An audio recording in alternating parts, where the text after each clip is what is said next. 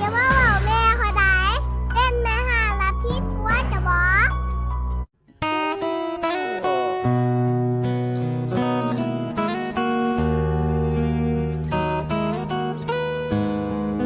กลัวสิหาตัวเจอเนาะที่จริงก็มาอยู่น้ำอีแม่ห่างนี่เอง อีแม่ห้างอีแม่ห้าง ห่วยอย่ามาบอกแม่คอยได้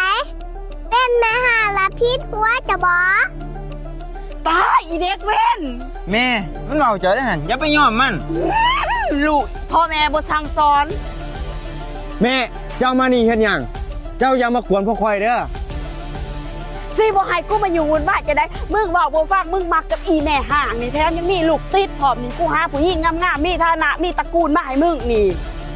เป็นยังมึงคือบ่เลิกกับมันนี่มาคบกับผู้กูเลือกมาให้นี่ ป้า อย่ามาดูถูกข่อยได้ไม่ห่างแล้วมันผิดภัย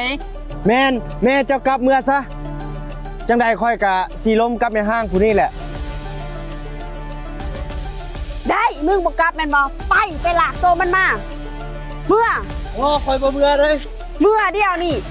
เมื่อแต่งงาน ปล่อยกูเลยนี่ เมื่อแต่งงาน ดีใจจัง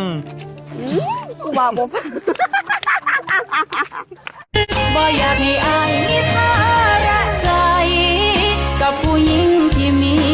อดีต ผู้สาวที่มีลูกติ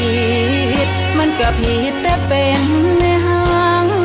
สิเอาอีหยังไปแข่งกับเขา ถ้าไอายสิเอาไปย่างเคียงข้าง วาสนาสองเฮามันต่าง น้องเป็นแม่ห้างบ่ได้ตั้งใจ นี่เลยทุกคนไผที่ว่า